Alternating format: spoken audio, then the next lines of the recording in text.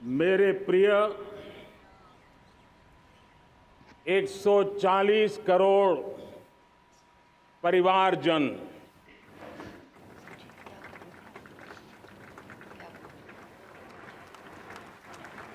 दुनिया का सबसे बड़ा लोकतंत्र और अब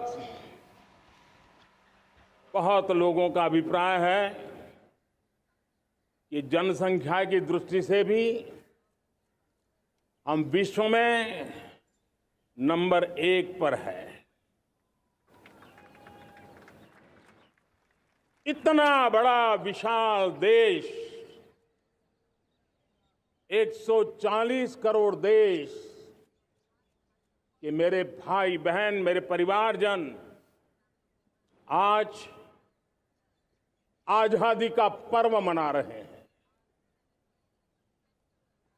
मैं देश के कोटि कोटि जनों को, देश और दुनिया में भारत को प्यार करने वाले, भारत का सम्मान करने वाले, भारत का गौरव करने वाले कोटि कोटि जनों को आजादी के इस महान पवित्र पर्व की अनेक अनेक शुभकामनाएं देता हूं। मेरे प्यारे परिवारजन, पूज्य बापू के नेतृत्व में असहयोग का आंदोलन, सत्याग्रह की मूवमेंट और भगत सिंह, सुखदेव, राजगुरु जैसे अनगिनत वीरों का बलिदान, उस पीढ़ी में शायद ही कोई व्यक्ति होगा जिसने देश की आजादी में अपना योगदान न दिया हो। मैं आज देश की आजादी के जंग में जिन जिन ने योगदान दिया है, बलिदान दिए हैं, त्याग किया है, तपस्या की है, उन सबको आदरपूर्वक नमन करता हूं, उनका अभिनंदन करता हूं। आज 15 अगस्त महान क्रांतिकारी और अध्यात्म जीवन के ऋषितुल्य प्रणेता श्री अरबिंदो की 150वीं जयंती पूर्ण हो रही है। ये वर्ष स्वामी दयानंद सरस्वती के 150वीं जयंती का वर्ष है। ये वर्ष रानी दुर्गावती के 500वीं जन्मशती का बहुत ही पवित्र अवसर है, जो पूरा देश बड़े धामधूम से मनाने वाला है। ये वर्ष मीराबाई, भक्ति योग की सिरमौर मीराबाई के 525 वर्ष का भी ये पावन पर्व है। ये बार जो 26 जनवरी हम मनाएंगे वो हमारे गणतंत्र दिवस की 75वीं वर्षगांठ होगी। अनेक प्रकार से अनेक अवसर, अनेक संभावनाएं राष्ट्र निर्माण में जुटे रहने के लिए पल पल नई प्रेरणा, पल पल नई चेतना, पल पल सपने, पल पल संकल्प, शायद इससे बड़ा कोई अवसर नहीं हो सकता। मेरे प्यारे परिवारजन, इस बार प्राकृतिक आपदा ने देश के अनेक हिस्सों में अकल्पनीय संकट पैदा किए।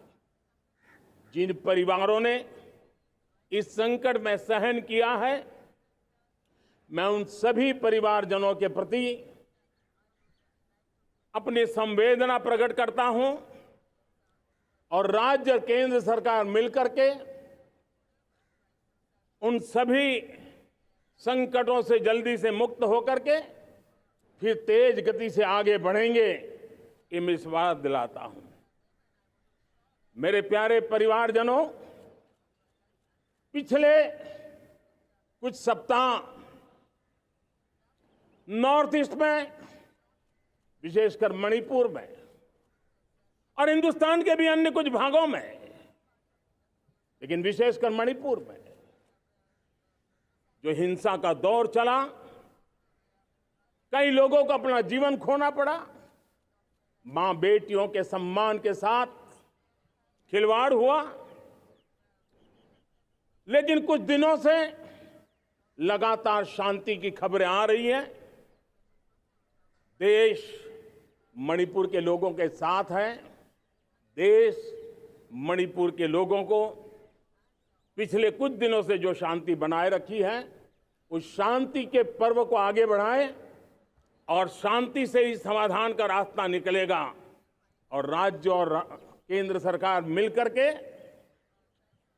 उन समस्याओं के समाधान के लिए भरपूर प्रयास कर रही है, करती रहेगी। मेरे प्यारे परिवारजनों, जब हम इतिहास की तरफ नजर करते हैं तो इतिहास में कुछ पल ऐसे आते हैं जो अपनी अमिट छाप छोड़ करके जाते हैं और उसका प्रभाव सदियों तक रहता है।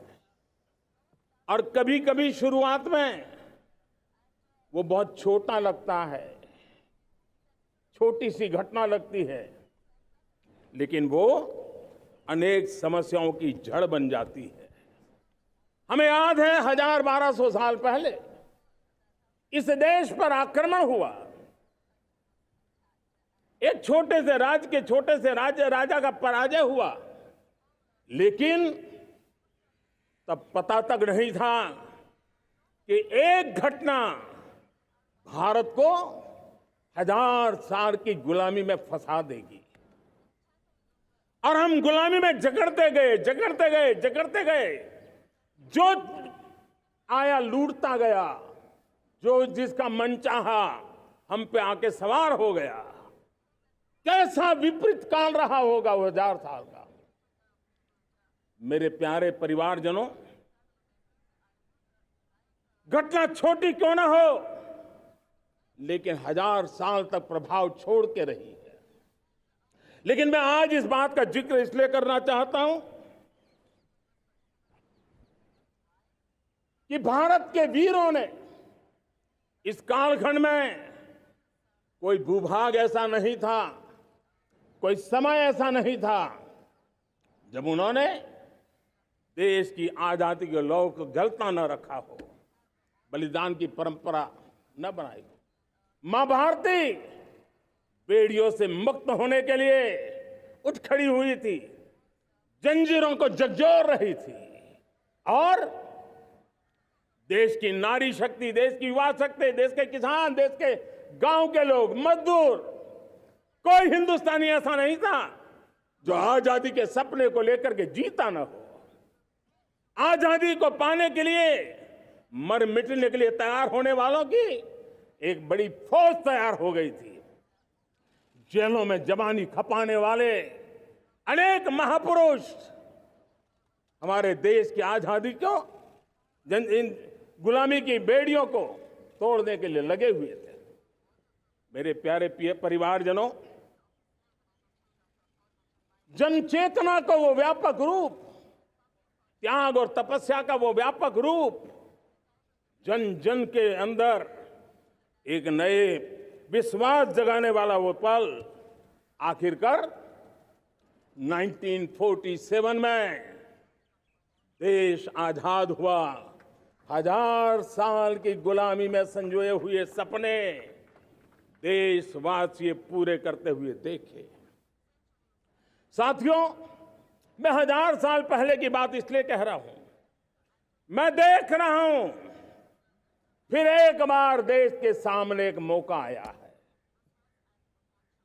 इस ऐसे कालखंड में हम जी रहे हैं, ऐसे कालखंड में हमने प्रवेश किया है और यह हमारा सौभाग्य है कि भारत के ऐसे अमृत काल में, यह अमृत काल का पहला वर्ष है, या तो हम जवानी में जी रहे हैं या हम मां भारती की गोद में जन्म ले चुके हैं। और ये कालखंड, मेरे शब्द लिख करके रखिए मेरे प्यारे परिवारजनों, इस कालखंड में जो हम करेंगे, जो कदम उठाएंगे, जितना त्याग करेंगे, तपस्या करेंगे, सर्वजन हिताय सर्वजन सुखाय, एक के बाद एक फैसले लेंगे, आने वाले 1000 साल का देश का स्वर्णिम इतिहास उससे अंकुरित होने वाला है। इस कालखंड में होने वाली घटनाएं आगामी 1000 साल के लिए इसका प्रभाव पैदा करने वाली है। गुलामी की मानसिकता से बाहर निकला हुआ देश पंच प्राण को समर्पित होकर के एक नए आत्मविश्वास के साथ आज आगे बढ़ रहा है।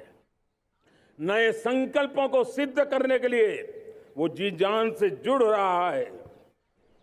मेरी भारत माता, जो कभी ऊर्जा का सामर्थ्य था लेकिन राख के ढेर में दबी पड़ी थी, वो भारत मां 140 करोड़ देशवासियों के पुरुषार्थ है।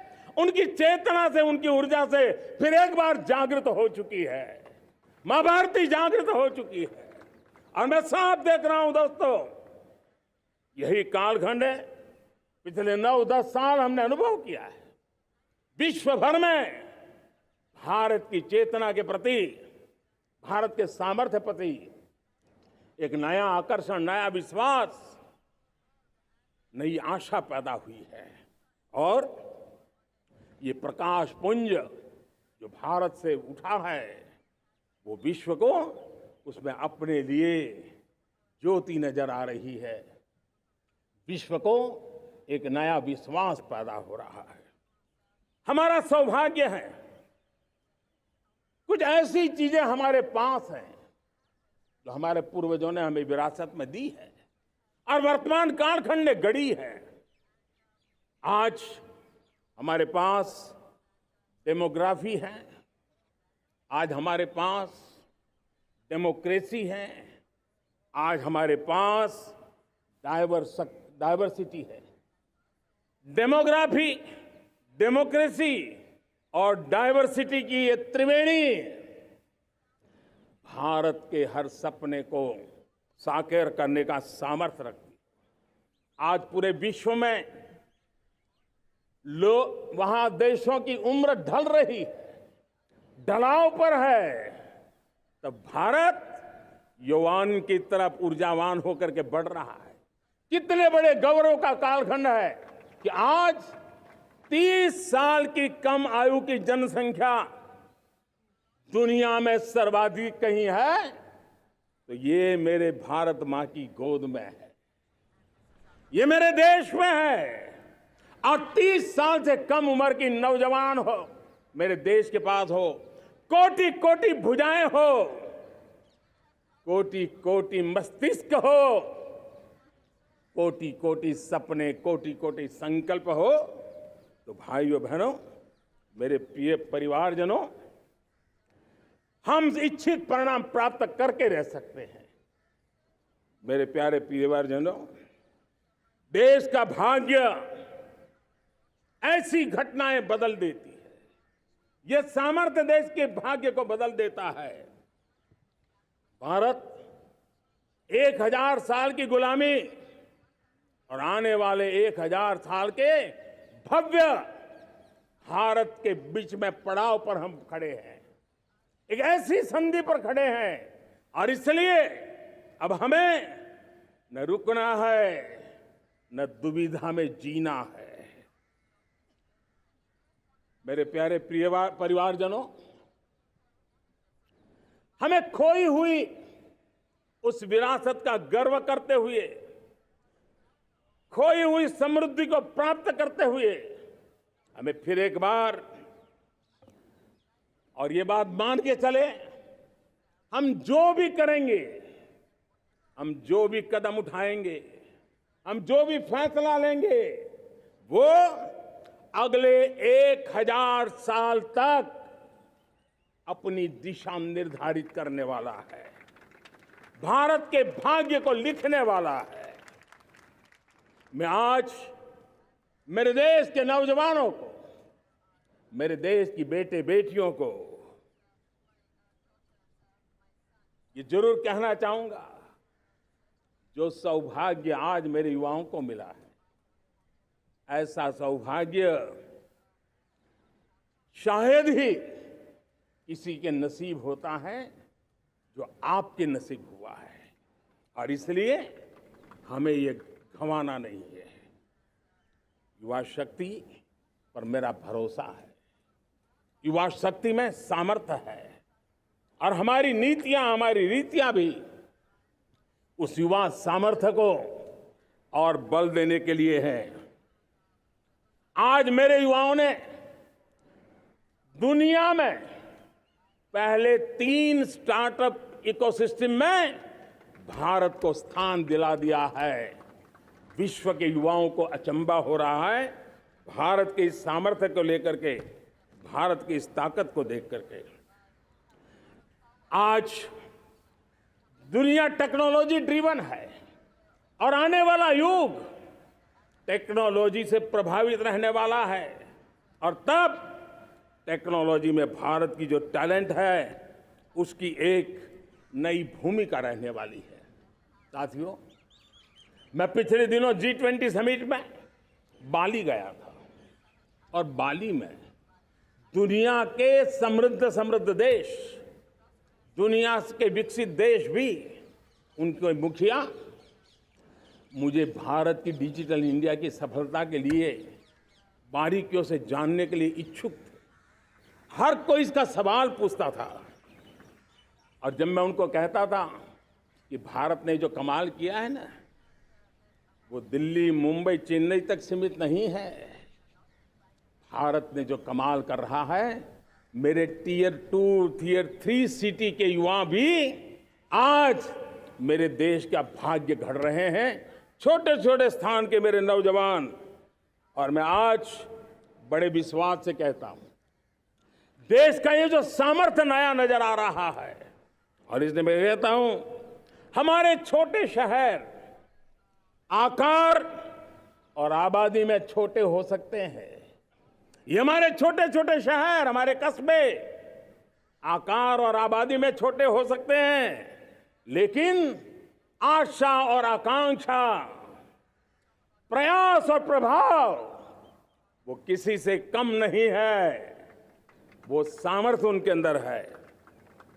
नए ऐप्स, नए सॉल्यूशन, टेक्नोलॉजी डिवाइस। अब खेलों की दुनिया देखिए, कौन बच्चे हैं? झुग्गी झोंपड़ी से निकले हुए बच्चे आज खेलों की दुनिया में पराक्रम दिखा रहे हैं। छोटे छोटे गांव के, छोटे छोटे कस्बे के नौजवान, हमारी बेटे बेटियां आज कमाल दिखा रही हैं।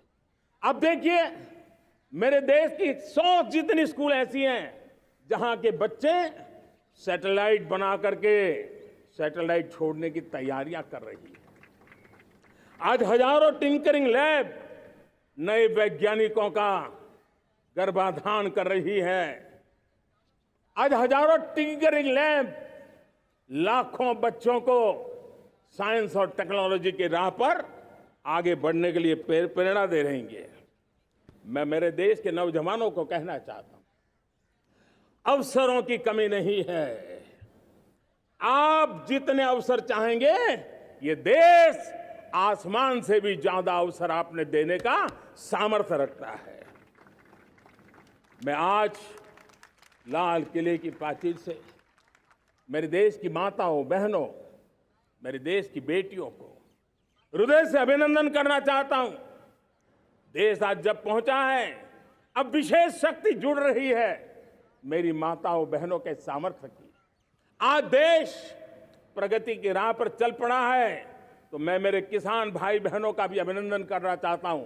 ये आप ही का पुरुषार्थ है, ये आप ही का परिश्रम है कि देश आज कृषि क्षेत्र में आगे बढ़ रहा है। मैं मेरे मजदूरों का, मेरे श्रमिकों का, मेरे प्रिय परिवारजन, ऐसे कोटि कोटि श्रमिकों को आज मैं नमन करता हूं, उनका अभिनंदन कर रहा हूं।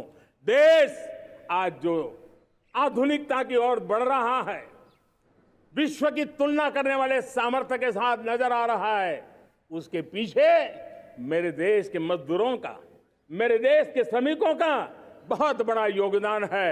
आज समय कहता है कि लाल किले की प्राचीर से मैं उनका अभिनंदन करूं, उनका अभिवादन करूं, और ये मेरे परिवारजन 140 करोड़ देशवासी, मेरे इन श्रमिकों का, रेहड़ी पटरी वालों का, फूल सब्जी बेचने वालों का हम सम्मान करते हैं। मेरे देश को आगे बढ़ाने में, मेरे देश को प्रगति की नई ऊंचाई पर ले जाने में प्रोफेशनल्स की बहुत बड़ी भूमिका है, बढ़ती रही है। चाहे साइंटिस्ट हो, चाहे इंजीनियर्स हो, डॉक्टर्स हो, नर्सिस हो, शिक्षक हो, आचार्य हो, यूनिवर्सिटीज हो, गुरुकुल हो, हर कोई मां भारती का भविष्य उज्जवल बनाने के लिए अपनी पूरी ताकत से लगा हुआ है। मेरे प्यारे परिवारजनों, राष्ट्रीय चेतना वो एक ऐसा शब्द है जो हमें चिंताओं से मुक्त कर रहा है, और आज वो राष्ट्रीय चेतना ये सिद्ध कर रही है कि भारत का सबसे बड़ा सामर्थ्य बना है भरोसा, भारत का सबसे बड़ा सामर्थ्य बना है विश्वास। जन जन में हमारा विश्वास, जन जन का सरकार पर विश्वास, जन जन का देश के उज्जवल भविष्य पर विश्वास, और विश्व का भी भारत के प्रति विश्वास। ये विश्वास हमारी नीतियों का है, हमारी रीति का है। भारत के उज्जवल भविष्य को जिस निर्धारित मजबूत कदमों से हम आगे बढ़ा रहे हैं, उसका है। भाइयों बहनों, मेरे प्यारे परिवारजनों, ये बात निश्चित है कि भारत का सामर्थ्य और भारत की संभावनाएं विश्वास की नई बुलंदियों को पार करने वाली है, और ये विश्वास की नई बुलंदियां नए सामर्थ्यों को लेकर के चलनी चाह रही है। आज देश में G20 समिट के मेहमान नवाजी का भारत को अवसर मिला है। अब पिछले एक साल से हिंदुस्तान के हर कोने में जिस प्रकार से G20 के अनेक ऐसे आयोजन हुए, अनेक कार्यक्रम हुए हैं, उसने देश के सामान्य मानवी के सामर्थ्य को विश्व को परिचित करा दिया है, भारत की विविधता का परिचय कराया है, भारत की डायवर्सिटी को दुनिया अचंभे से देख रही है, और उसके कारण भारत के तरफ आकर्षण बढ़ा है, भारत को जानने की, समझने की इच्छा जगी है। उसी प्रकार से आप देखिए एक्सपोर्ट, आज भारत का एक्सपोर्ट के तेजी से बढ़ रहा है, और मैं कहना चाहता हूं दुनिया के एक्सपर्ट्स इन सारे मानदंडों के आधार पर कह रहे हैं कि अब भारत रुकने वाला नहीं है। दुनिया की कोई भी रेटिंग एजेंसी होगी, वो भारत का गौरव कर रही है। कोरोना काल के बाद दुनिया एक नए सिरे से सोचने लगी, और मैं विश्वास से देख रहा हूं कि जिस प्रकार से द्वितीय महायुद्ध के बाद, द्वितीय विश्व युद्ध के बाद दुनिया ने एक नया वर्ल्ड ऑर्डर आकार लिया था, मैं साफ साफ देख रहा हूं कि कोरोना के बाद एक नया विश्व ऑर्डर, एक नया ग्लोबल ऑर्डर, एक नया जियोपॉलिटिकल इक्वेशन, ये बहुत तेजी से आगे बढ़ रहा है। जियोपॉलिटिकल इक्वेशन की सारे व्याख्याएं बदल रही है, परिभाषाएं बदल रही है, और मेरे प्यारे परिवारजनों, आप गौरव करेंगे। बदलते हुए विश्व को शेप देने में आज मेरे 140 करोड़ देशवासियों, आपका सामर्थ्य नजर आ रहा है।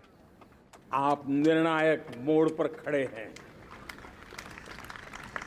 और कोरोना काल में भारत ने जिस प्रकार से देश को आगे बढ़ाया, दुनिया ने हमारे सामर्थ्य को देखा है। जब दुनिया की सप्लाई चेन तहस नहस हो गई थी, बड़ी बड़ी अर्थव्यवस्थाओं पर दबाव था, उस समय भी हमने कहा था हमें विश्व का विकास देखना है तो मानव केंद्रीय होना चाहिए, मानवीय संवेदनाओं से भरा हुआ होना चाहिए, और तब जाकर के समस्याओं का सही समाधान निकालेंगे।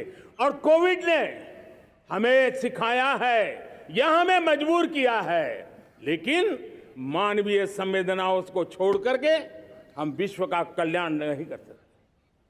आज भारत ग्लोबल साउथ की आवाज बन रहा है।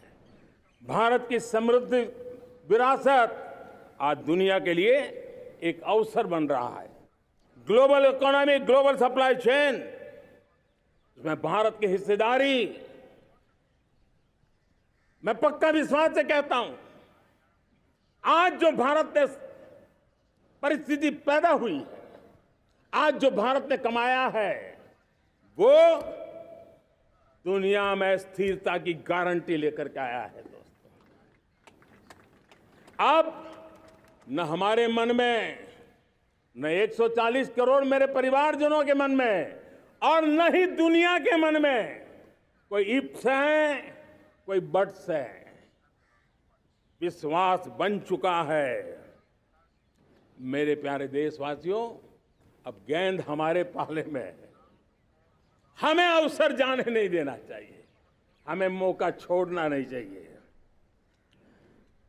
भारत में मैं मेरे देशवासियों का इसलिए भी अभिनंदन करता हूं कि मेरे देशवासियों में एक नीर-क्षीर विवेक का सामर्थ्य है, समस्याओं की जड़ों को समझने का सामर्थ्य है। और इसलिए 2014 में मेरे देशवासियों ने 30 साल के अनुभव के बाद तय किया कि देश को आगे ले जाना है तो स्थिर सरकार चाहिए, मजबूत सरकार चाहिए, पूर्ण बहुमत वाली सरकार चाहिए।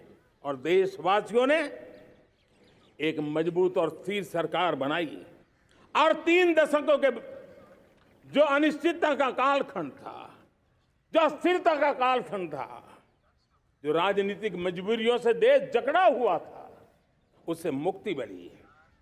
मेरे प्यारे परिवारजनों, देश के पास आज एक ऐसी सरकार है, वो सर्वजन हिताय सर्वजन सुखाय,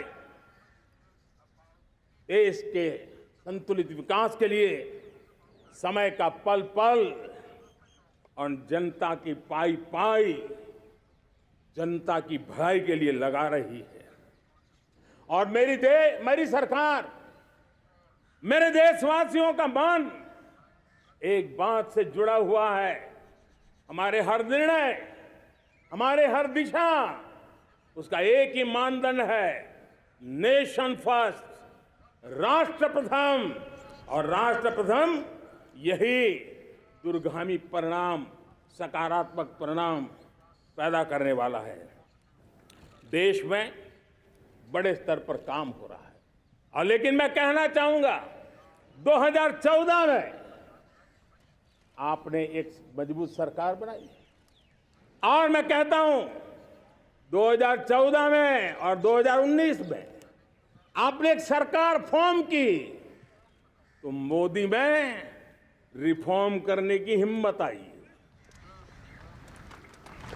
आपने ऐसी सरकार फॉर्म की कि मोदी को रिफॉर्म की हिम्मत आई।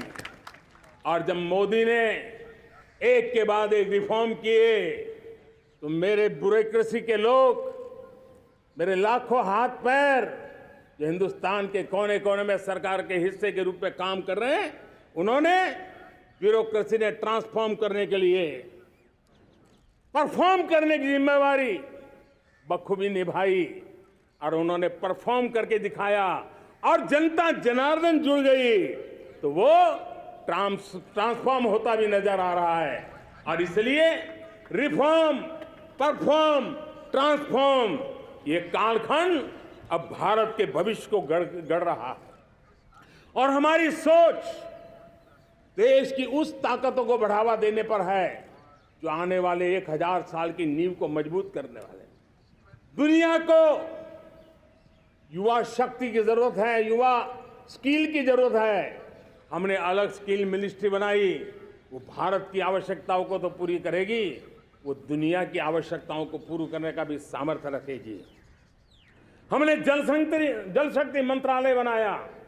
मंत्रालय की बनाने की रचना को भी अगर कोई एनालिसिस करेगा ना, तो इस सरकार के मन मस्तिष्क को बड़े अच्छे ढंग से आप समझ पाएंगे। हमने जल शक्ति मंत्रालय बनाया। ये जल शक्ति मंत्रालय हमारे देश के एक एक देशवासियों को पीने का शुद्ध पानी पहुंचे, पर्यावरण की रक्षा के लिए पानी के प्रति संवेदनशील व्यवस्थाएं विकसित हो, उस पर हम बल रहे हैं। हमारे देश में कोरोना के बाद दुनिया देख रही है होलिस्टिक हेल्थ केयर, ये समय की मांग है। हमने अलग आयुष मंत्रालय बनाया और योग और आयुष आज दुनिया में अपना परचम लहरा रहे हैं। हमने दुनिया को हमारे कमिटमेंट के कारण विश्व का हमारे प्रति ध्यान गया है। अगर हम ही हमारे इस सामर्थ्य को नकार देंगे तो फिर दुनिया कैसे स्वीकार करेगी। लेकिन जब मंत्रालय बना तो दुनिया को भी उसका मूल्य समझ में आया। मत्स्य पालन, हमारा इतना बड़ा समुद्री तट, हमारे कोटि कोटि मछुआरे भाई बहन, उनका कल्याण भी हमारे दिलों में है। और इसलिए हमने अलग से मत्स्य पालन को लेकर के, पशुपालन को लेकर के, डेयरी को लेकर के अलग मंत्रालय की रचना की, ताकि समाज के जिस वर्ग के लोग पीछे रह गए उनको हम साथ लें। देश में सरकारी अर्थव्यवस्था के हिस्से होते हैं, लेकिन समाज की अर्थव्यवस्था का एक बड़ा हिस्सा है कोऑपरेटिव मूवमेंट। उसको बल देने के लिए, उसको आधुनिकता लाने के लिए और देश के कोने कोने में लोकतंत्र की एक सबसे बड़ी इकाई को मजबूत करने के लिए हमने अलग कोऑपरेटिव मंत्रालय बनाया। और वो हमारी सहकारी संस्थाएं उसका जाल बिछा रहा है, ताकि गरीब से गरीब की वहां सुनवाई हो, उसकी आवश्यकताओं की पूर्ति हो, और वो भी राष्ट्र के विकास की योगदान में एक छोटी इकाई का हिस्सा बनकर के उसमें वो योगदान दे रखें। हमने सहकार से समृद्धि का रास्ता अपनाया है। मेरे प्यारे परिवारजनों, जब हम 2014 में आए थे तो हम वैश्विक अर्थव्यवस्था में 10वें नंबर पर थे, और आज 140 करोड़ देशवासियों का पुरुषार्थ रंग लाया है कि हम विश्व की अर्थव्यवस्था में 5वें नंबर पर पहुंच चुके हैं। और ये ऐसे ही नहीं हुआ है। जो एक भ्रष्टाचार का राक्षस देश को दबोचे हुए थे, लाखों करोड़ के घोटाले अर्थव्यवस्था को डामाडोल कर रहे थे, गवर्नेंस फ्रेजाइल फाइल में देश की पहचान होने लगी थी, लीकेजेस को हमने बंद किया, मजबूत अर्थव्यवस्था बनाई, हमने गरीब कल्याण के लिए ज्यादा से ज्यादा धन खर्चने का प्रयास किया।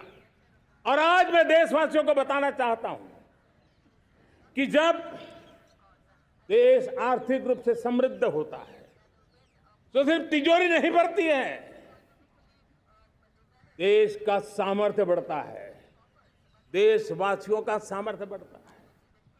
और तिजोरी का पाई पाई अगर ईमानदारी से जनता जनार्दन के लिए खर्च करने का संकल्प लेने वाली सरकार हो तो परिणाम के साथ है। मैं 10 साल का हिसाब तिरंगे की साक्षी में लाल किले की प्राचीर से मेरे देशवासियों को दे रहा हूं। आंकड़े देख करके आपको लगेगा इतना बड़ा बदलाव, इतना बड़ा सामर्थ्य। 10 साल पहले राज्यों को 30 लाख करोड़ रुपए भारत सरकार की तरफ से जाते थे। पिछले 9 साल में यह आंकड़ा 100 लाख करोड़ पर पहुंचा है।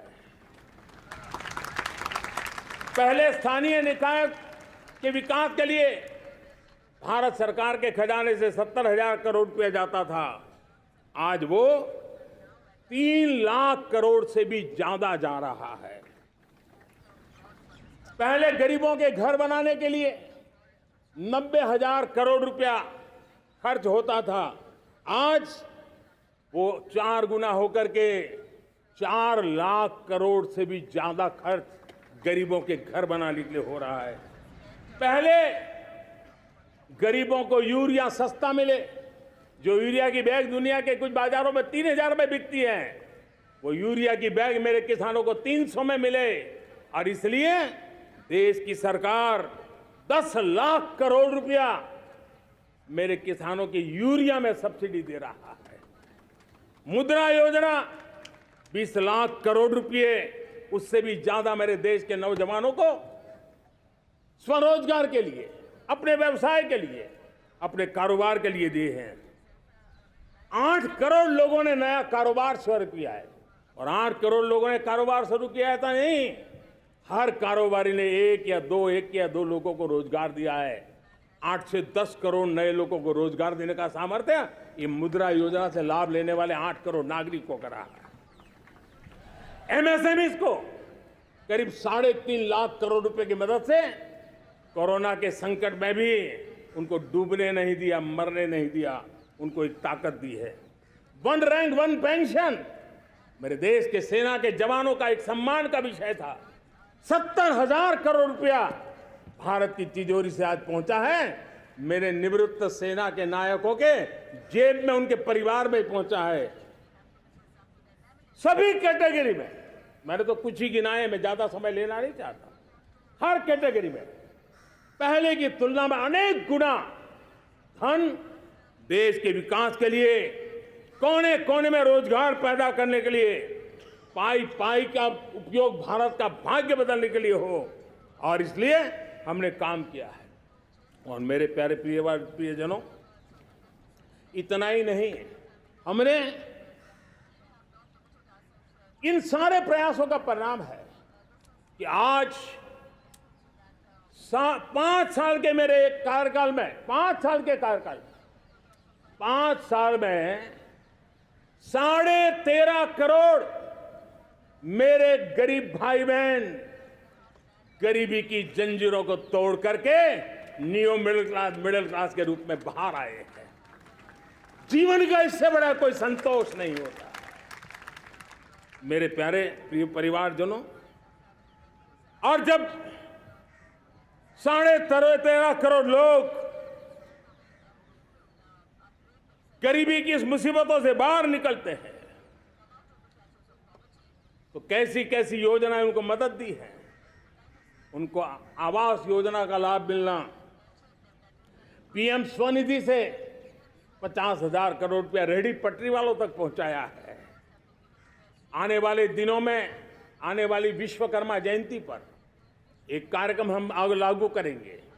इस विश्वकर्मा जयंती पर हम करीब 13-15 हजार करोड़ रुपया से, जो परंपरागत कौशल्य से रहने वाले लोग, जो औजार से और अपने हाथ से काम करने वाला वर्ग है, ज्यादातर ओबीसी समुदाय से, हमारे सुथार हो, हमारे सोनार हो, हमारे राजमिस्त्री हो, हमारे कपड़े धोने वाले काम करने वाले लोग हो, हमारे बाल काटने वाले भाई बहन परिवार हो, ऐसे लोगों को एक नई ताकत देने के लिए हम आने वाले महीने में विश्वकर्मा जयंती पर विश्वकर्मा योजना लॉन्च करेंगे और करीब 13-15 हजार करोड़ से उसका प्रारंभ करेंगे।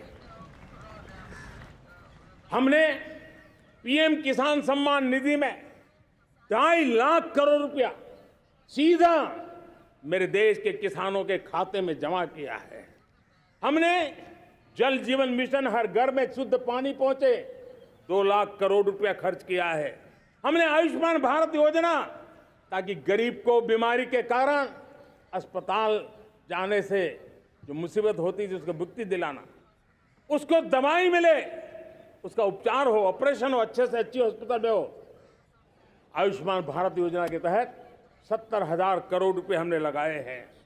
पशुधन, देश ने कोरोना वैक्सीन की बात तो देश को याद है, 40,000 करोड़ रुपए लगाए, वो तो याद है। लेकिन आपको जानकर के खुशी होगी, हमने पशुधन को बचाने के लिए करीब करीब 15,000 करोड़ रुपया पशुधन के टीकाकरण के लिए लगाया है। मेरे प्यारे देशवासियों, मेरे प्यारे परिवारजनों, जन औषधि केंद्रों ने देश के सीनियर सिटीजन्स को, देश के मध्यम वर्गीय परिवार को एक नई ताकत दी है। जिस संयुक्त परिवार में अगर किसी को एक डायबिटीज जैसा हो जाए, 2-3 हजार रुपया दवाई का बिल स्वाभाविक हो जाता है। हमने जन औषधि केंद्र से जो दवाई बाजार में 100 रुपये में मिलती है, वो 10 रुपये, 15 रुपये, 20 रुपये में दी। और आज देश में 1,000 जन औषधि केंद्रों से मेरे इन बीमारी में जिनको दवाई की जरूरत थी, ऐसे लोगों के करीब 20,000 करोड़ रुपया उनके जेब में बचा है। और ये ज्यादातर मध्यम वर्ग के परिवार के लोग हैं। लेकिन आज उसकी सफलता को देखते हुए मैं देशवासियों को कहना चाहता हूं, जैसे हम एक विश्वकर्मा योजना लेकर के समाज के उस वर्ग को छूने वाले हैं, अब देश में 10,000 जन औषधि केंद्र से हम 25,000 जन औषधि केंद्र का लक्ष्य लेकर के आने वाले दिनों में काम करने वाले हैं। मेरे प्यारे परिवारजनों, जब देश में गरीबी कम होती है तो देश की मध्यम वर्ग की ताकत बहुत बढ़ती है। और अगर दुनिया में, और मैं आपको विश्वास दिलाता हूं, आने वाले 5 साल में मोदी का गारंटी है, देश पहले 3 वैश्विक इकोनॉमी में अपना जगह ले लेगा। ये पक्का जगह ले लेगा। आज जो 13.5 करोड़ गरीबी से बाहर आए हुए लोग हैं, वो एक प्रकार से मध्यम वर्ग की ताकत बन जाते हैं। जब गरीब की खरीद शक्ति बढ़ती है तो मध्यम वर्ग की व्यापार शक्ति बढ़ती है। जब गांव की खरीद शक्ति बढ़ती है तब कस्बे और शहर की आर्थिक व्यवस्था और तेज गति से दौड़ती है। और यही इंटरकनेक्टेड हमारा अर्थचक्र होता है। हम उसको बल देकर के आगे चलना चाहते हैं। मेरे प्यारे परिवारजनों, शहर के अंदर जो कमजोर लोग रहते हैं, बिना घर को मुसीबत रहती है, मध्यम वर्ग के परिवार अपना खुद का घर का सपना देख रहे हैं, हम उसके लिए भी आने वाले कुछ सालों के लिए एक योजना लेकर के आ रहे हैं। और जिसमें ऐसे मेरे परिवारजन जो शहरों में अपना घर, शहरों में रहते हैं लेकिन किराए के मकान पे रहते हैं, झुग्गी झोपड़ी में रहते हैं, चाल में रहते हैं, अनऑथोराइज कॉलोनीज में रहते हैं, ऐसे मेरे परिवारजन अगर अपना मकान बनाना चाहते हैं तो बैंक से जो लोन मिलेगा उसके ब्याज के अंदर राहत देकर के लाखों रुपयों की मदद करने का हमने निर्णय किया है। मेरे मध्यम वर्ग के परिवार को जब 2 लाख से 7 लाख इनकम टैक्स की सीमा बढ़ जाती है तो सबसे बड़ा लाभ सैलरी क्लास को होता है, मेरे मध्यम वर्ग को होता है। इंटरनेट का डेटा बहुत महंगा था 2014 के पहले, आज दुनिया का सबसे सस्ता इंटरनेट का डेटा का खर्चा हो रहा है। हर परिवार के पैसे बच रहे हैं। मेरे प्यारे परिवारजनों, विश्व कोरोना के बाद अभी तक उभर नहीं पाया है। युद्ध ने फिर एक नई मुसीबत पैदा की है। आज दुनिया महंगाई के संकट से जूझ रही है। पूरी दुनिया की अर्थव्यवस्था को महंगाई ने दबोच के रखा है। हम भी दुनिया से जिन सामान की जरूरत होती है लाते हैं, तो हमें सामान तो इंपोर्ट करते हैं। हमारा दुर्भाग्य है कि हमें महंगाई भी इंपोर्ट करनी पड़ती है, क्योंकि पूरी दुनिया को महंगाई ने जकड़ के रखा है। लेकिन मेरे प्यारे परिवारजनों, भारत ने महंगाई को नियंत्रित रखने के लिए भरसक प्रयास किए हैं। पिछले कालखंड की तुलना में हमें कुछ सफलता भी मिली है, लेकिन इतने से संतोष नहीं मान सकते। दुनिया से हमारी चीजें अच्छी है, इतने बात से हम सोच नहीं सकते। मुझे तो मेरे देशवासियों को महंगाई की बोझ कम से कम हो, इस दिशा में और भी कदम उठाने हैं और हम उस कदम को उठा के रहेंगे। मेरा प्रयास निरंतर जारी रहेगा। मेरे प्यारे परिवारजनों, आज देश अनेक क्षमताओं को लेकर के आगे बढ़ रहा है। देश आधुनिकता की तरफ आगे बढ़ने के लिए काम कर रहा है। आज देश रिन्यूएबल एनर्जी पे काम कर रहा है। आज देश ग्रीन हाइड्रोजन पे काम कर रहा है। देश की स्पेस पे क्षमता बढ़ रही है, तो देश की डीप सी मिशन में भी सफलता के साथ आगे चल रहा है। देश में रेल आधुनिक हो रही है, तो वंदे भारत बुलेट ट्रेन भी आज देश के अंदर काम कर रही है। गांव गांव पक्की सड़कें बन रही है, तो इलेक्ट्रिक बसें, मेट्रो की रचना भी आज देश में हो रहे हैं। आज गांव गांव तक इंटरनेट पहुंच रहा है, तो क्वांटम कंप्यूटर के लिए भी देश तय कर रहता है। नैनो यूरिया, नैनो डीएपी, उस पर काम हो रहा है, तो दूसरी तरफ जैविक खेती पर भी हम बल दे रहे हैं। आज किसान उत्पादक संघ एफपीओ का निर्माण हो रहा है, तो हम सेमीकंडक्टर का भी निर्माण करने के लिए चाह रहे हैं। हम दिव्यांग जनों के लिए एक सुगम भारत के निर्माण के लिए काम करते हैं, तो हम पैरालंपिक में भी हिंदुस्तान का तिरंगा झंडा गाड़ने के लिए मेरे दिव्यांग जनों को सामर्थ्यवान बना रहे हैं। हम खिलाड़ियों को स्पेशल ट्रेनिंग दे रहे हैं।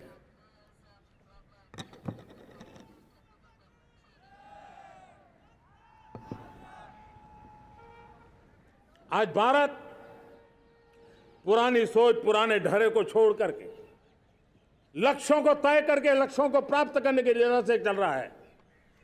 और जब मैं कहता हूं ना कि जिसका शिलान्यास हमारी सरकार करती है, उसका उद्घाटन भी हमारे कालखंड में करते हैं। इन दिनों जो मैं शिलान्यास कर रहा हूं ना, आप लिख के रखिए, उसके उद्घाटन भी आप सबने मेरे नसीब में ही छोड़े हुए हैं। हमारी कार्य संस्कृति, बड़ा सोचना, दूर का सोचना, सर्वजन हिताय सर्वजन सुखाय सोचना, यह हमारी कार्यशैली रही है।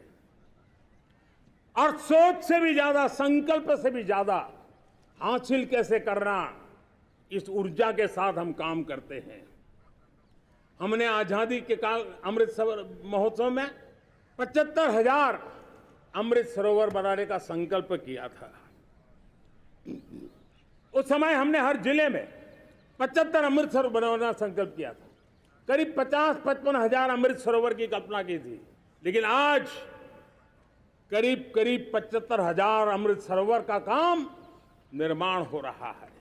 ये अपने आप में बहुत बड़ा काम हो रहा है। जनशक्ति और जल शक्ति की ताकत भारत के पर्यावरण की रक्षा में भी काम आने वाली है।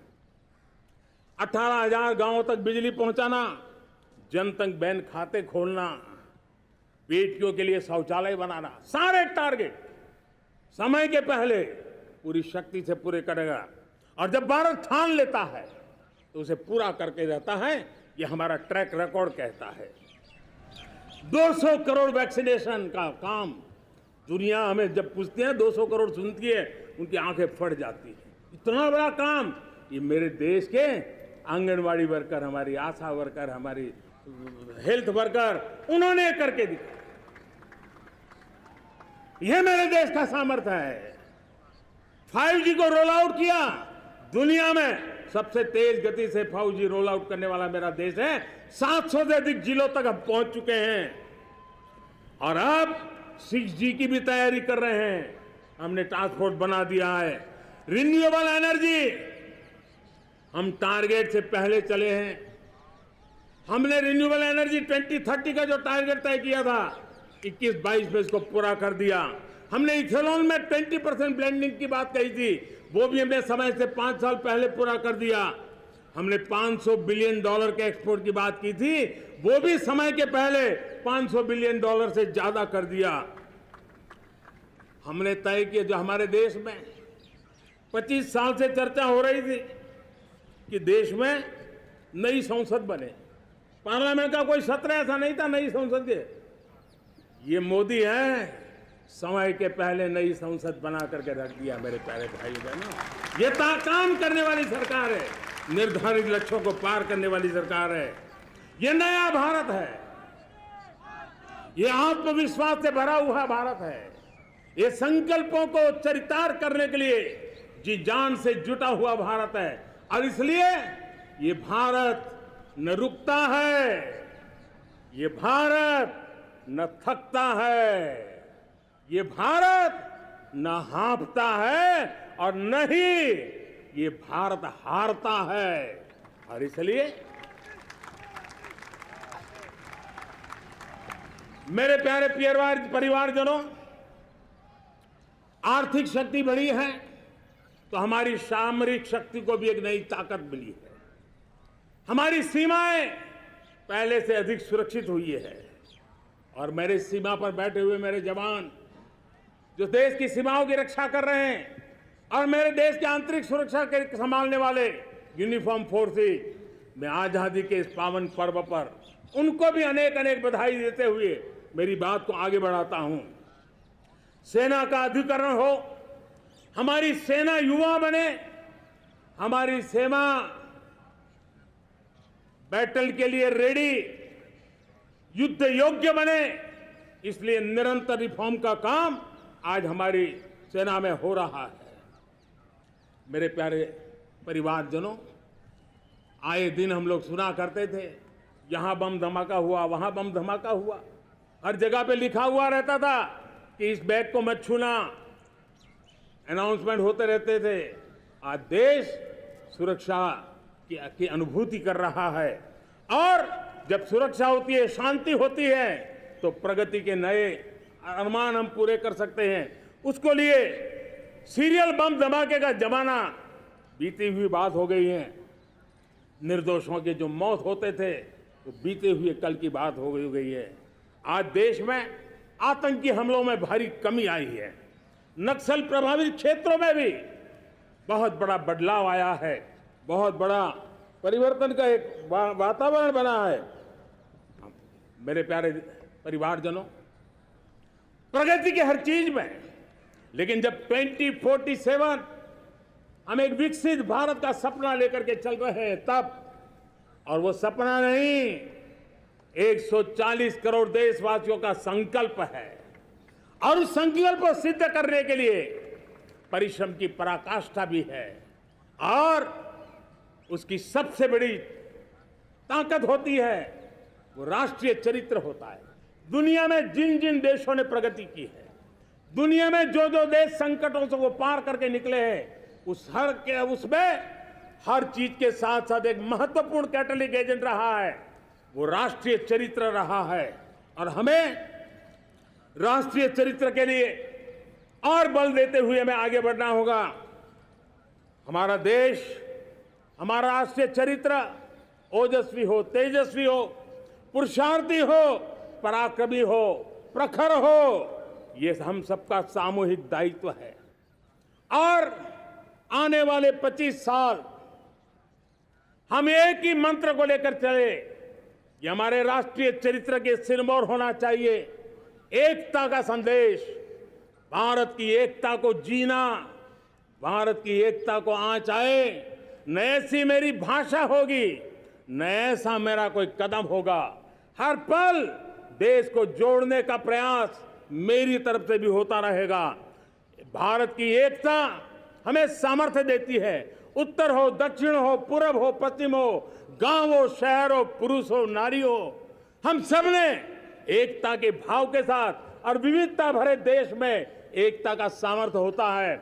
और दूसरी महत्व की बात मैं देख रहा हूं, अगर 2047 में हमें हमारे देश को विकसित भारत के रूप में देखना है तो हमें श्रेष्ठ भारत के मंत्र को जीना होगा, हमें चरितार्थ करना होगा।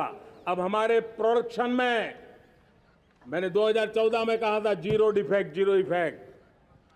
दुनिया के किसी भी टेबल पर मेक इन इंडिया चीज हो तो दुनिया को विश्वास होना चाहिए, इससे बेहतर दुनिया में कुछ नहीं हो सकता है। ये अल्टीमेट होगा। हमारी हर चीज, हमारी सर्विसेज होगी तो श्रेष्ठ होगी, हमारे शब्द की ताकत होगी तो श्रेष्ठ होगी, हमारी संस्थाएं होगी तो श्रेष्ठ होगी, हमारी निर्णय प्रक्रियाएं होगी तो श्रेष्ठ होगी। ये श्रेष्ठता का भाव लेकर के हमें चलना होगा। तीसरी बात है, देश में आगे बढ़ाने के लिए एक अतिरिक्त शक्ति का सामर्थ्य भारत को आगे ले जाने वाला है, और वो है विमेन लेड डेवलपमेंट। आज भारत गर्व से कह सकता है कि दुनिया में नागरिक उड्डयन में अगर किसी एक देश में सबसे ज्यादा विमेन पायलट है तो मेरे देश में है।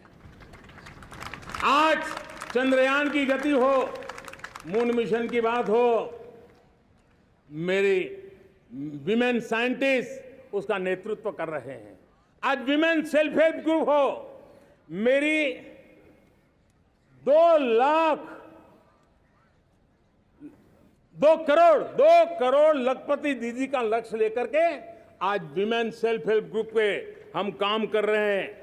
हम हमारी नारी शक्ति के सामर्थ्य को बढ़ावा देते हुए विमेन लेड डेवलपमेंट के, और जब G20 में मैंने विमेन लेड डेवलपमेंट के विषय को आगे बढ़ाया है तो पूरा G20 समूह इसके महत्व को स्वीकार कर रहा है, और उसके महत्व को स्वीकार कर करके वो उसको बहुत बल दे रहे हैं। उसी प्रकार से भारत विविधताओं से भरा देश है। असंतुलित विकास के हम शिकार रहे हैं। मेरा पराया का के कारण हमारे देश के कुछ हिस्से उसके शिकार रहे हैं। अब हमें रीजनल एस्पिरेशंस को, संतुलित विकास को बल देना है, और रीजनल एस्पिरेशंस को लेकर के उस भावना को हमें सम्मान देते हुए, जैसे हमारी भारत माँ का कोई, हमारा शरीर का कोई अंग अगर अविकसित रहे तो हमारा शरीर विकसित नहीं माना जाएगा। हमारा शरीर का कोई अंग दुर्बल रहे तो हमारा शरीर स्वस्थ नहीं माना जाएगा। वैसे ही मेरी भारत माता, उसका कोई एक भूभाग भी, समाज का कोई तबका भी अगर दुर्बल रहे तो मेरी भारत माता समर्थ है, स्वस्थ है, ऐसा बैठ करके हम नहीं बैठ सकते। और इसलिए रीजनल एस्पिरेशंस को हमने एड्रेस करने की आवश्यकता है, और इसलिए हम समाज का सर्वांगीण विकास हो, सर्वस्पर्शी विकास हो, भूभाग के हर क्षेत्र को उसकी अपनी ताकत को खिलने का अवसर मिले, उस दिशा में आगे बढ़ना चाहते हैं। मेरे प्यारे परिवारजनों, भारत एक मदर ऑफ डेमोक्रेसी है। भारत मॉडल ऑफ डाइवर्सिटी भी है। भाषाएं अनेक हैं, बोलियां अनेक हैं, परिधान अनेक हैं, विविधताएं बहुत है। हमने उन सारे को आधार पर आगे बढ़ना है। मेरे प्यारे परिवारजनों, देश के जब मैं एकता की बात करता हूं, तब अगर घटना मणिपुर में होती है तो पीड़ा महाराष्ट्र में होती है। अगर बाढ़ आसाम में आती है तो बेचैन केरला हो जाता है। हिंदुस्तान के किसी भी हिस्से में कुछ भी हो, हम एक अंगांगी भाव की अनुभूति करते हैं। मेरे देश की बेटियों पर जुल्म न हो, यह हमारा सामाजिक भी दायित्व है, यह हमारा पारिवारिक दायित्व भी है, और ये देश के नाते हम सबका दायित्व है। आज जब अफगानिस्तान से गुरु ग्रंथ साहब के स्वरूप को लाते हैं तो पूरा देश गौरव की अनुभूति करता है। जब आज दुनिया के किसी देश में कोविड के काल में मेरा कोई सिख भाई लंगर लगाता है, भूखों को खिलाता है, और दुनिया में वाहवाही होती है, तो हिंदुस्तान का सीना चौड़ा हो जाता है।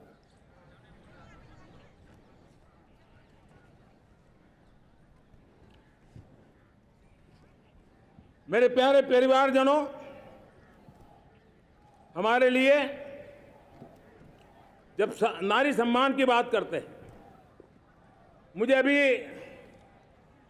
एक देश में दौरा कर रहा था, तो वहां एक बहुत ही सीनियर मिनिस्टर, उसने मुझे एक सवाल पूछा। उसने कहा, आपके यहाँ बेटियां साइंस और इंजीनियरिंग के विषयों की पढ़ाई करती हैं क्या? उसमें क्या था? मैंने उनको कहा, आज मेरे देश में लड़कों से ज्यादा बेटियां आज स्टेम यानी साइंस, टेक्नोलॉजी, इंजीनियरिंग और मैथ्स, अधिकतम भाग मेरी बेटियां ले रही है। तो उनके लिए अचरज था। ये सामर्थ्य आज हमारे देश का देख रहा है। मेरे प्यारे परिवारजनों, आज 10 करोड़ महिलाएं विमेन सेल्फ हेल्प में जुड़ी हुई है, और वीमेन सेल्फ हेल्प ग्रुप के साथ आप गांव में जाएंगे तो आपको बैंक वाली दीदी मिलेगी, आपको आंगनवाड़ी वाली दीदी मिलेगी, आपको दवाई देने वाली दीदी मिलेगी। और अब मेरा सपना है 2 करोड़ लखपति दीदी बनाने का, गांव में 2 करोड़ लखपति दीदी।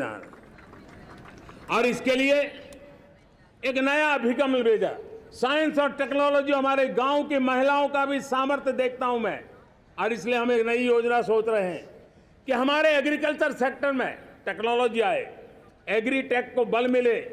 इसलिए विमेन सेल्फ हेल्प ग्रुप की बहनों को हम ट्रेनिंग देंगे, ड्रोन चलाने की, ड्रोन रिपेयरिंग की हम ट्रेनिंग देंगे, और हजारों ऐसे विमेन सेल्फ हेल्प ग्रुप को भारत सरकार ड्रोन देगी, ट्रेनिंग देगी, और हमारे एग्रीकल्चर के काम में ड्रोन की सेवाएं उपलब्ध हो। इसके लिए हम शुरुआत करेंगे। प्रारंभ हम 15,000 विमेन सेल्फ हेल्प ग्रुप के द्वारा ये ड्रोन की उड़ान का हम आरंभ कर रहे हैं। मुझे विश्वास है कि इसके कारण हमारे परिवारजनों का, मेरे प्यारे परिवारजनों, आज देश आधुनिकता की तरफ बढ़ रहा है। हाईवे हो, रेलवे हो, एयरवे हो, हाईवेज हो, इंफॉर्मेशन वेज, वाटरवेज हो, कोई क्षेत्र ऐसा नहीं है जिस क्षेत्र को आगे बढ़ाने की दिशा में आज देश काम न करता हो। पिछले 9 वर्ष में तटीय क्षेत्रों में हमने, आदिवासी क्षेत्र में, हमारे पहाड़ी क्षेत्र में विकास को बहुत बढ़ दिया है।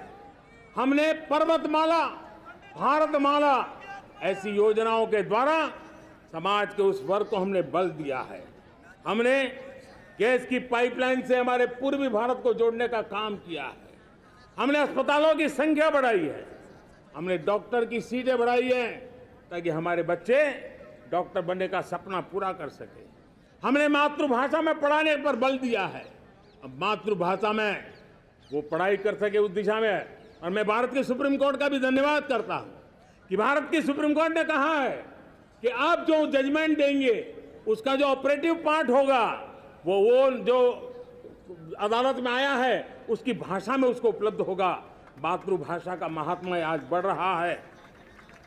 मेरे प्यारे भाई परिवारजनों, आज तक हमारे देश के जो बॉर्डर विलेज हैं, हमने वाइब्रेंट बॉर्डर विलेज का एक कार्यक्रम शुरू किया है। और वाइब्रेंट बॉर्डर विलेज, अब तक इसके लिए कहा जाता था देश के आखिरी गांव। हमने उस पूरी सोच को बदला है। वो देश का आखिरी गांव नहीं है, सीमा पर जो नजर आ रहा है वो मेरे देश का पहला गांव है। अगर सूरज उगता है पूरब में तो उस तरफ के गांव में पहली सूरज की किरण आती है। अगर सूरज ढलता है तो इस तरफ के गांव में आखिरी किरण उसका लाभ मिलता है। ये मेरे पहले गांव है और मुझे खुशी है कि आज मेरे इस कार्यक्रम के विशेष मेहमान, ये जो पहले गांव है, सीमावर्ती गांव है, उसके 600 प्रधान आज इस लाल किले की प्राचीर के इस महत्वपूर्ण कार्यक्रम का हिस्सा बनने के लिए आए। पहली बार वो इतनी दूर तक आए हैं, नए संकल्प और सामर्थ्य के साथ जुड़ने के लिए आया है। मेरे प्यारे परिवारजनों, हमने संतुलित विकास के लिए एस्पिरेशनल डिस्ट्रिक्ट, एस्पिरेशनल ब्लॉक की कल्पना की और आज उसके सुखद परिणाम मिल रहे हैं। आज राज्य के जो नॉर्मल पैरामीटर्स हैं, जो एस्पिरेशनल डिस्ट्रिक्ट कभी बहुत पीछे थे, वो आज राज्य में भी अच्छा करने लग गए हैं। और मुझे विश्वास है कि आने वाले दिनों में ये हमारे आकांक्षी जिले, हमारे आकांक्षी बॉल अवश्य आगे बढ़ेंगे। जैसे मैंने कहा था, भारत का चरित्र की चर्चा कर रहा था, तो मैंने पहला कहा था भारत की एकता, दूसरा कहा था भारत श्रेष्ठता की तरफ बल दें, तीसरा कहा था विमेन लेड डेवलपमेंट की मैंने बात कही थी, और मैं आज एक बात और कहना चाहता हूं कि हम जैसे रीजनल एस्पिरेशन, मैंने चौथी बात कही थी, पांचवी महत्व की बात, और भारत ने उस दिशा में ध्यान, और वो है हमारा राष्ट्रीय चरित्र विश्व मंगल के लिए सोचने वाला होना चाहिए। हमें देश को इतना मजबूत बनाना है जो विश्व मंगल के लिए भी अपनी भूमिका अदा करे। और आज कोरोना के बाद मैं देख रहा हूं जिस प्रकार से संकट की घड़ी में देश ने दुनिया की मदद की, उसका परिणाम है कि आज दुनिया में हमारा देश एक विश्व मित्र के रूप में, विश्व का अटूट साथी के रूप में आज मेरे देश की पहचान बनी है। हमें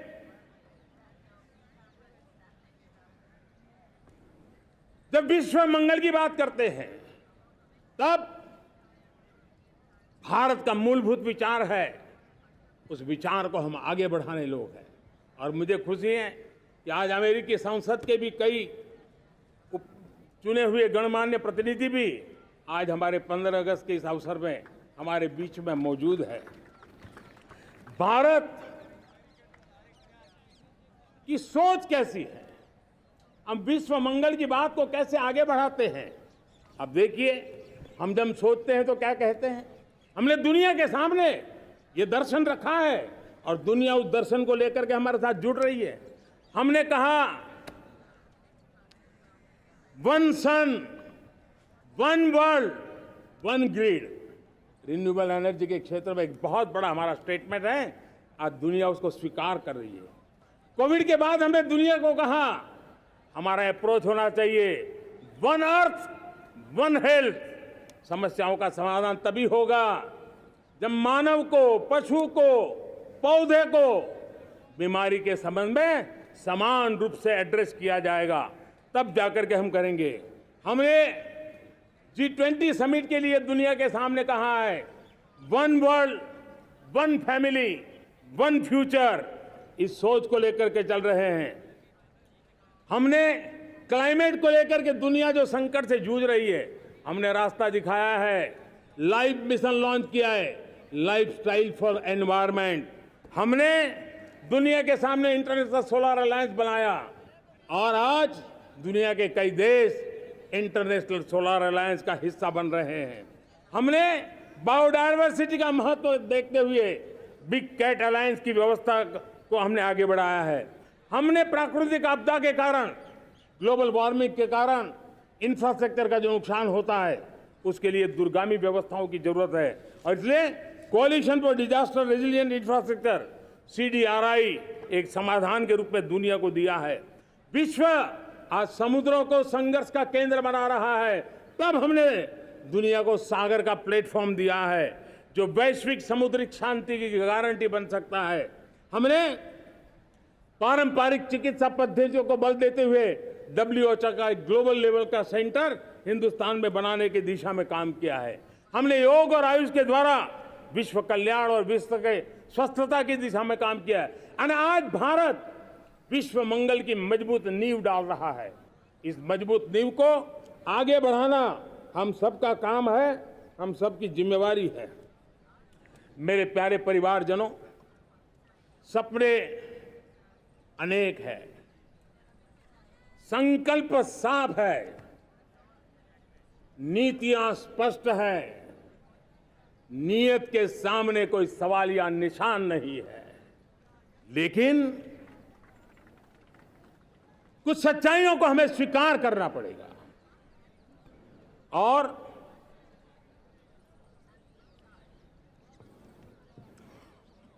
उसके समाधान के लिए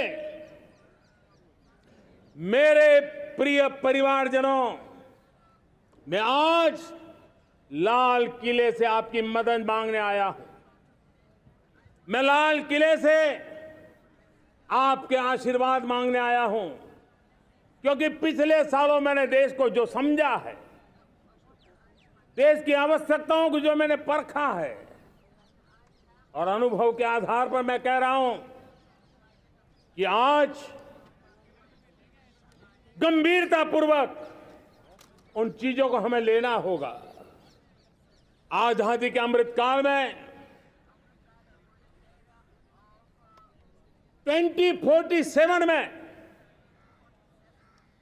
जब देश आजादी के 100 साल मनाएगा, उस समय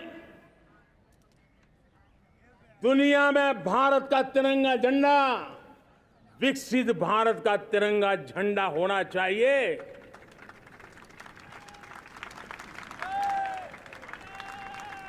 रत्ती भर भी हमें रुकना नहीं है, पीछे नहीं हटना है। और इसके लिए शुचिता, पारदर्शिता और निष्पक्षता, ये पहली मजबूती की जरूरत है। हमें उस मजबूती को जितना ज्यादा खाद पानी दे सकते हैं, संस्थाओं के माध्यम से दे सकते हैं, नागरिक के नाते दे सकते हैं, परिवार के नाते दे सकते हैं, ये हमारा सामूहिक दायित्व होना चाहिए। और इसलिए पिछले 75 साल का इतिहास देखिए, भारत के सामर्थ्य में कोई कमी नहीं थी। अरे जो देश कभी सोना की चिड़िया कहा जाता था, वो देश क्यों न फिर से उस सामर्थ्य को लेकर के खड़ा हो सकता है। मेरा अटूट विश्वास है साथियों, मेरे प्रिय परिवारजनों, मेरा अखंड अटूट एक निष्ठ विश्वास है कि 2047 में जब देश आजादी के 100 साल मनाएगा, मेरा देश विकसित भारत बन के रहेगा। और ये मैं मेरे देश के सामर्थ्य के आधार पर कह रहा हूं, मेरे उपलब्ध संसाधनों के आधार पर कह रहा हूं, और सबसे ज्यादा 30 से कम आयु वाली मेरी युवा शक्ति के भरोसे कह रहा हूं, मेरी माताओं बहनों के सामर्थ्य के भरोसे कह रहा हूं।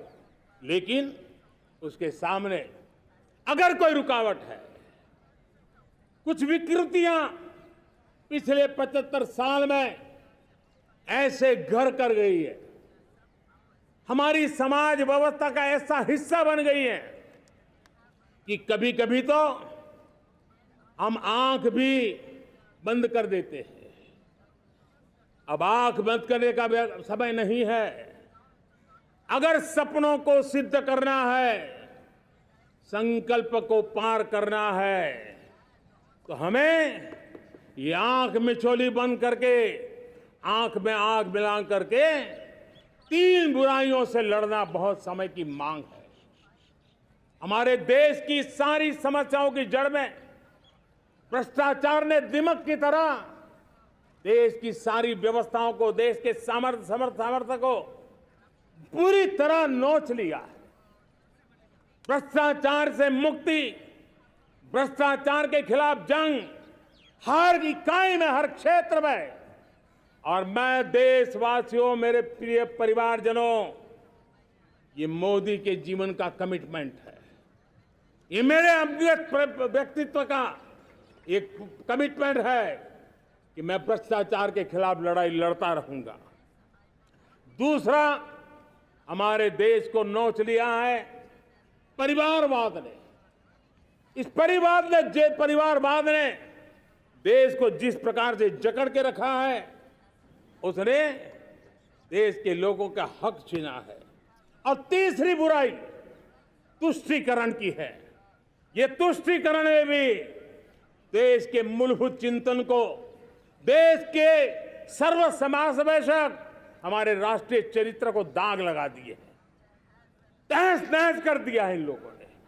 और इसलिए मेरे प्यारे देशवासियों, इसलिए मेरे प्यारे परिवारजनों, हमें इन 3 बुराइयों के खिलाफ पूरे सामर्थ्य के साथ लड़ना है। भ्रष्टाचार, परिवारवाद, तुष्टीकरण, ये चुनौतियां हमारे, ये ऐसी चीजें पनपी है जो हमारे देश के लोगों का जो आकांक्षा है उसका दमन करती है। हमारे देश के कुछ लोगों के पास जो छोटा मोटा सामर्थ्य है उसका शोषण करती है। ये ऐसी चीजें हैं जो हमारे लोगों की आशा आकांक्षाओं को सवाल या निशान में गाड़ देती है। हमारे गरीब हो, हमारे दलित हो, हमारे पिछड़े हो, हमारे पसमानदा हो, हमारे आदिवासी भाई बहन हो, हमारी माताएं बहनें हो, हमने सबने उनके हकों के लिए इन 3 बुराइयों से मुक्ति पानी है। हमें भ्रष्टाचार के खिलाफ एक नफरत का माहौल बनाना है। जैसे गंदगी हमें नफरत पैदा करती है ना, मन में गंदगी पसंद नहीं है, ये सार्वजनिक जीवन की इससे बड़ी कोई गंदगी नहीं हो सकती। और इसलिए हमारे स्वच्छता अभियान को एक नया मोड़ ये भी देना है कि हमें भ्रष्टाचार से मुक्ति पानी है। सरकार टेक्नोलॉजी से भ्रष्टाचार की मुक्ति के लिए बहुत प्रयास कर रही है। आपको जानकर के हैरानी होगी, इस देश में पिछले 9 साल में एक काम मैंने ऐसे किया, आंकड़ा सुनोगे तो लोग कहेंगे मोदी ऐसा करता है। जैसे 10 करोड़ लोग करीब करीब जो गलत फायदा उठाते थे वो मैंने रोक दिया। तो आप में से कोई कहेगा आपने लोगों से अन्याय कर दिया। जी नहीं, ये 10 करोड़ कौन लोग थे? ये 10 करोड़ वो लोग थे जिनका जन्म ही नहीं हुआ था और उनके नाम पर उनके विडो हो जाते थे, वो वृद्ध हो जाते थे, वो दिव्यांग हो जाते थे, फायदे लिए जाते थे।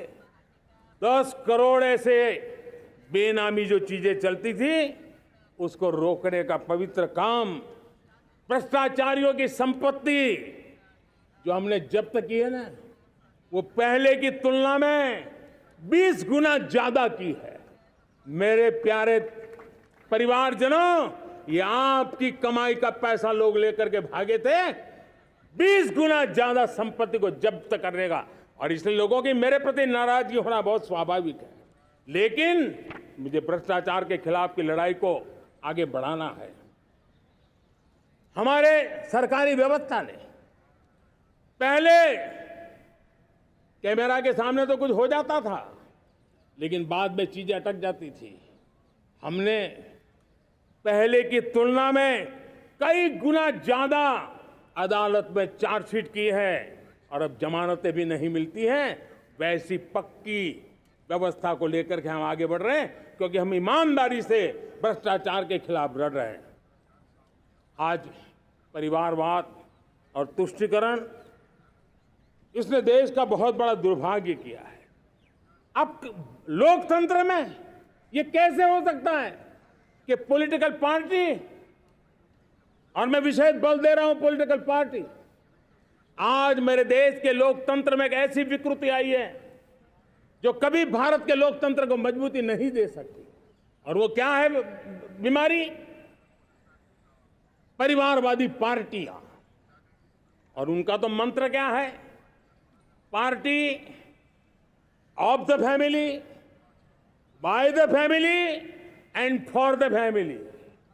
इनका तो जीवन मंत्र यही है कि उनकी पॉलिटिकल पार्टी, उनका राजनीतिक दल परिवार का, परिवार के द्वारा और परिवार के लिए, परिवारवाद और भाई भतीजावाद प्रतिभाओं के दुश्मन होते हैं, योग्यता को नकारते हैं, सामर्थ्य को स्वीकार नहीं करते हैं।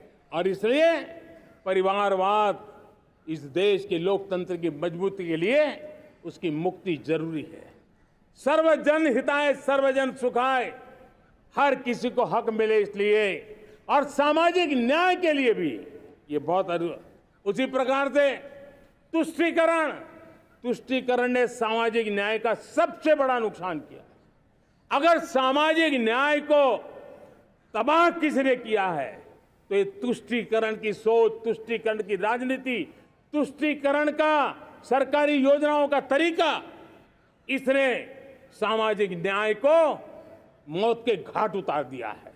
और इसलिए हमें तुष्टीकरण, भ्रष्टाचार, ये विकास का सबसे बड़ा दुश्मन है। अगर देश विकास चाहता है, देश 2047 विकसित भारत का सपना का साकार करना चाहता है, तो हमारे लिए आवश्यक है कि हम किसी भी हालत में देश में भ्रष्टाचार को सहन नहीं करेंगे। इस मूड को लेकर के चलना चाहिए। मेरे प्यारे परिवारजनों, हम सबका एक बहुत बड़ा महत्वपूर्ण दायित्व है। आपने जिस प्रकार से जिंदगी जी है, हमारे आने वाली पीढ़ी को ऐसी जिंदगी जीने के लिए मजबूर करना, यह हमारा गुनाह है। यह हमारा दायित्व है कि हमारे आने वाली पीढ़ी को हम ऐसा समृद्ध देश दें, ऐसा संतुलित देश दें, ऐसा सामाजिक न्याय की धरोहर वाला देश दें, ताकि छोटी छोटी चीजों को पाने के लिए उन्हें कभी भी संघर्ष न करना पड़े। हम सभी का कर्तव्य, हर नागरिक का कर्तव्य है, और ये अमृत काल कर्तव्य काल है। हम कर्तव्य से पीछे नहीं उठ सकते। हमें वो भारत बनाना है जो पूज्य बापू के सपनों का था। हमें वो भारत बनाना है जो हमारे स्वतंत्र सेनानियों का सपना था। हमें वो भारत बनाना है जो हमारे वीर शहीदों का था, हमारी वीरांगनाओं का था, जिन्होंने मातृभूमि के लिए अपना जीवन दे दिया था।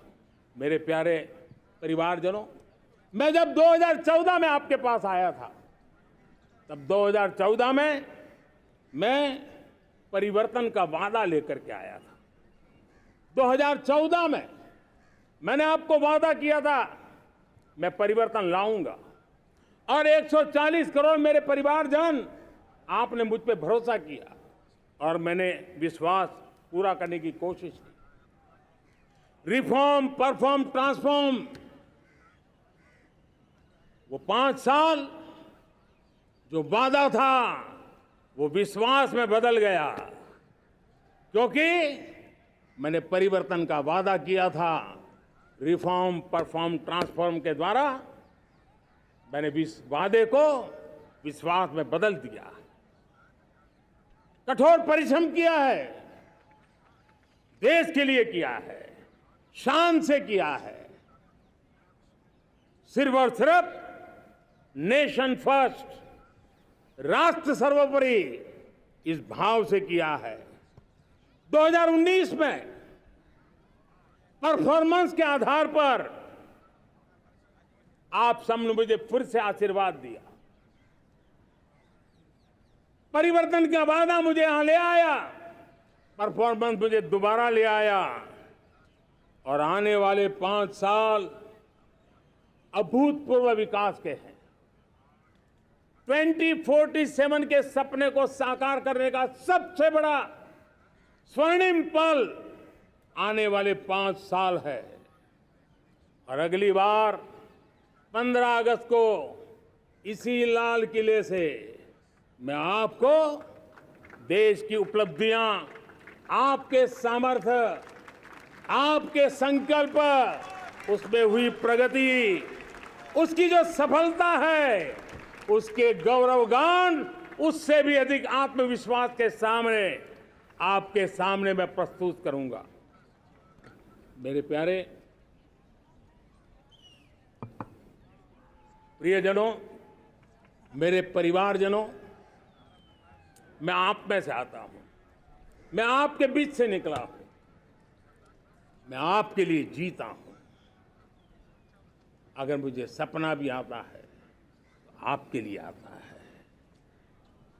अगर मैं पसीना भी बहाता हूं तो आपके लिए बहाता हूं, क्योंकि इसलिए नहीं कि आपने मुझे दायित्व दिया है, मैं इसलिए कर रहा हूं कि आप मेरे परिवारजन हैं, और आपके परिवार के सदस्य के नाते मैं आपके किसी दुख को देख नहीं सकता हूं, मैं आपके सपनों को चूर चूर होते नहीं देख सकता हूं, मैं आपके संकल्प को सिद्धि तक ले जाने के लिए आपका एक साथी बन करके, आपका एक सेवक बन करके, आपके साथ जुड़े रहने का, आपके साथ जीने का, आपके लिए जूझने का मैं संकल्प लेकर के चला हुआ इंसान हूं।